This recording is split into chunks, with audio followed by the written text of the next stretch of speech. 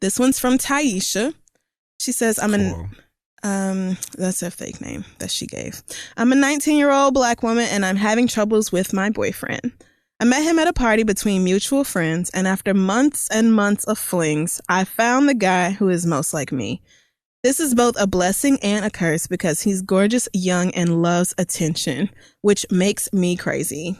I hate to be that one girlfriend that's too overprotective over my man, but whenever I meet a new friend, whether they're male or female, they become good friends with him and eventually develop feelings.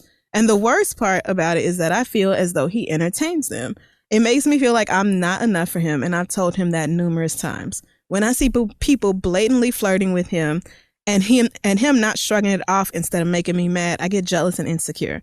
But at the same time, I feel like I'm overreacting and taking his friendliness as a way of him flirting. To put it simply, my boyfriend is irresistible and irreplaceable, but it's hurting me. I've lost one too many friends over this boy until it comes to the point that he's my last one. What should I do? That's your goddamn. God help. My goodness. I'm trying to remember being 19 and feeling this way about somebody. Oh, is that how old she said she is? Yeah. Oh, well, then no wonder you acting stupid. Yeah, that puts it into perspective. Definitely. First of all, at that age, it's nothing for one of these little niggas with some straight white teeth and some waves or whatever. Oh, don't let him have waves. Eyelashes to wink at your asses and have you acting like you dumb out here. Like, it just says it. I'm not surprised at And all. the Odell Beckham haircut. Right. Luckily, you're, young enough that I feel like it's okay for you to stumble and make a couple of guy mistakes right now. Mm-hmm. This is your time. This is definitely your time. I would not, trade my friends for this nigga. But if you are finding yourself making friends that end up falling for your boyfriend, that's strange. It's equally strange that your boyfriend is entertaining it. I think I understand the boyfriend entertaining it more than I do the friends who end up falling for him. Like, how does that happen?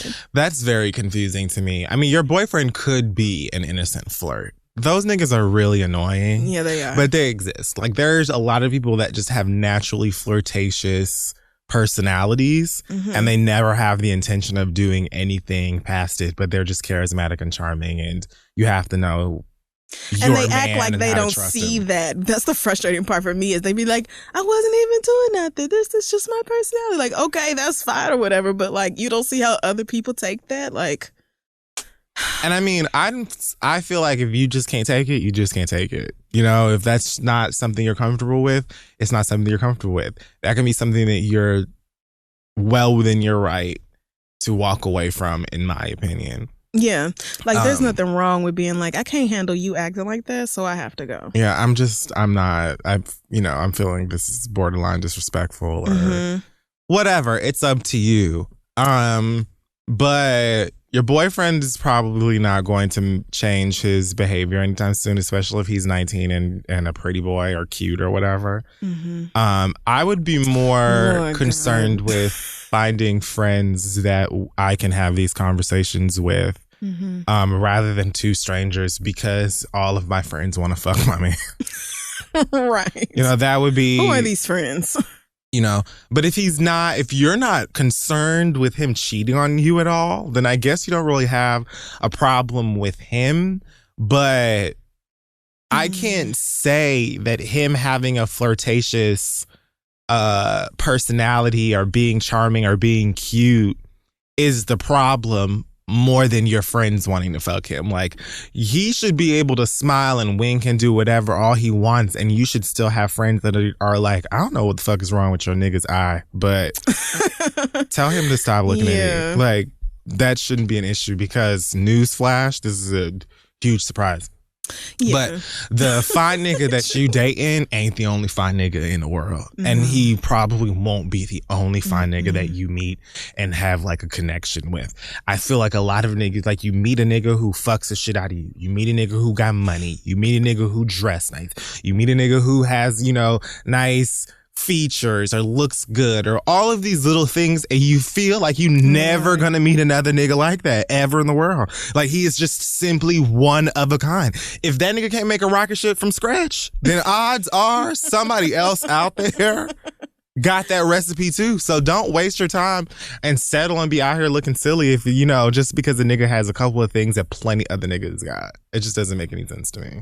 Yeah, and the fact that you said to him like numerous times, it bothers me that you do this, and he's made no effort to change that, or I don't know. Maybe he feels like whatever it is he's done is not that big of a deal, but it just seems like it's a general lack of giving a shit that makes you upset, which is just another reason for you to go ahead and move on. It's like, there's plenty of other fine niggas out here. Like, I'm sure you could log right onto Instagram. I know kids are doing all that type of shit these days, and like, they're right there. So you will be fine. You are young and there's so much time. Like, there are so many boys, girl.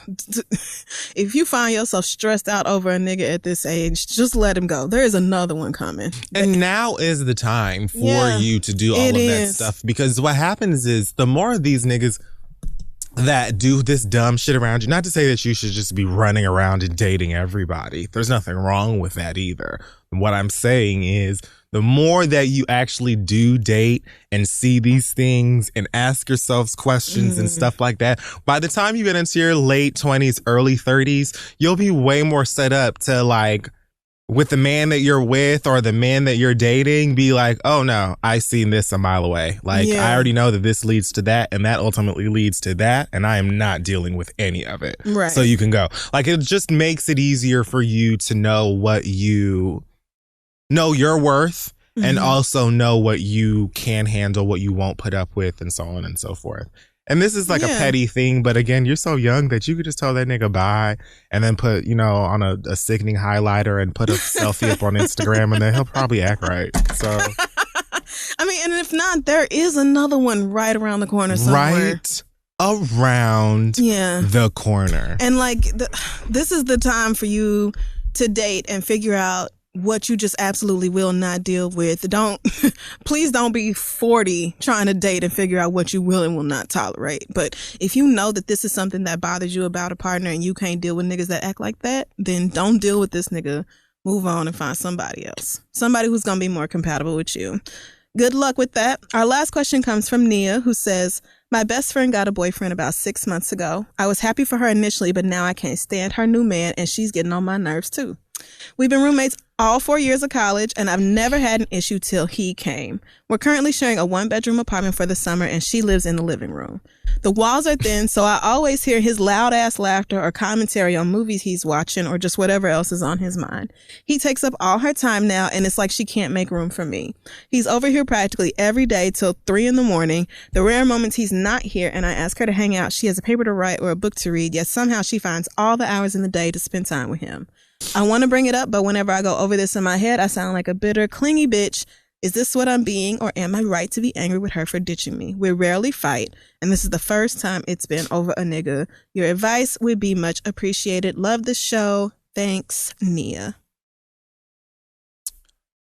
I don't know. I'm not the type of person. I think because I love being alone and I love being left alone. Truly. That I'm just not the type of person who takes that sort of thing personal. I know that when you have a friend that gets into a new relationship, you can just kind of expect to see a bit less of them. Yeah. Hear a bit less of them, especially in the early stages of it. Because they're going to be with that nigga all the time. Yeah. And that's just like, what do you... I mean, that's you find somebody you actually like and they like you back. That's a miracle. So, of course, y'all gonna start spending time. Yeah, they're gonna prioritize a few things over you sometimes because I'm sorry, if it comes down to going shopping or going to the movies with the bitch that I'm friends with and been friends with for 10 years or whatever, or with this new fine-ass nigga that's been dicking me down for a couple of weeks that I want to continue dicking me down, I'm gonna pick with him. I'm gonna pick him.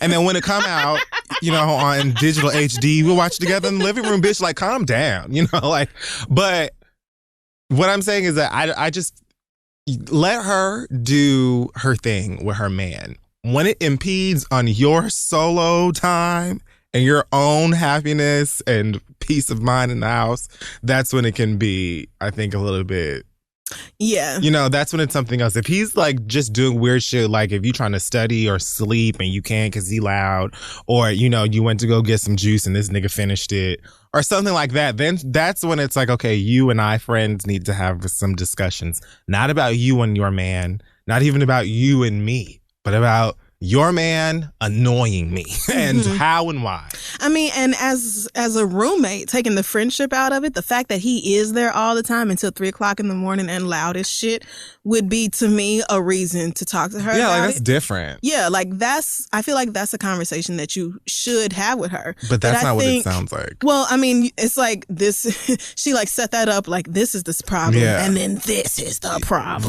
Right. So it's like, I feel like the real issue is that you miss your friend and maybe you're a little lonely. And so instead of coming at it like, oh my God, all you ever do is spend time with that nigga. Oh my God, okay, yes. Marcus this and Marcus that. Goddamn. Just being like, so first of all, sis, like, so happy for you. Congrats. Love him. So great.